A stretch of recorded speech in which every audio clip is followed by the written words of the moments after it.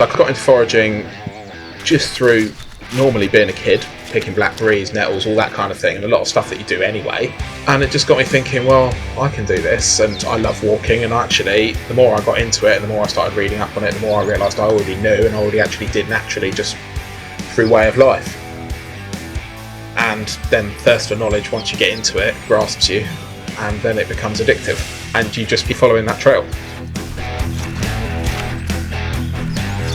Mushrooms are around all year round, so yeah, you have your peak seasons, which tend to be end of summer, autumn. We're really coming to the end of that now, but around here we can keep going. Yeah, so I like trying to create things that you wouldn't get elsewhere.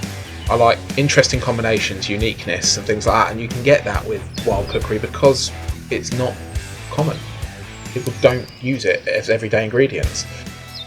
So if you've got like a week where this mushroom is available but you want to be able to have it all year round, well, things like fermentation, where you're adding an acidity to it, or where you're salting things, or you're drying, you're changing the flavour of everything, so you're then getting another string to your bow. It's creating new and interesting ways of using ingredients that we've forgotten how to use.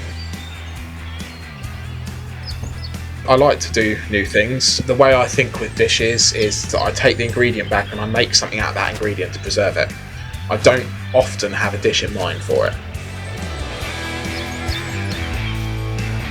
Most of the time, I'm getting the ingredient, I'm working out how to preserve it in an interesting, funky way, making sure that that tastes really well.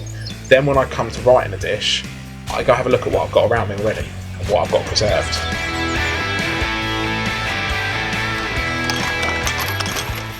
So actually these trooping funnel mushrooms today, we do have a dish in mind because it's going for a photo shoot for a magazine. So I know that I'm doing this with a venison trooping funnel mushroom stew with turnips in pine and dark chocolate oil. We do a wonderful dessert. I don't like signature dishes, but it's a dish that I always go back to, and it's done with fermented apple peels.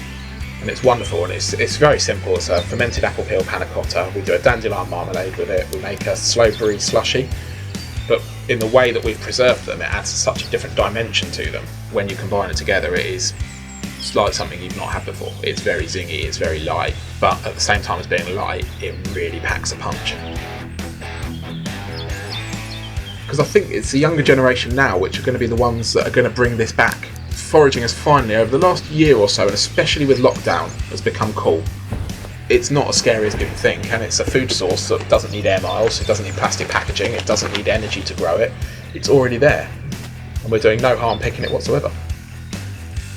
It's kind of very, almost medieval in how you're in the woods and forget about everything else, and that's what I love about getting out more, is just the coolness and the quietness of everything.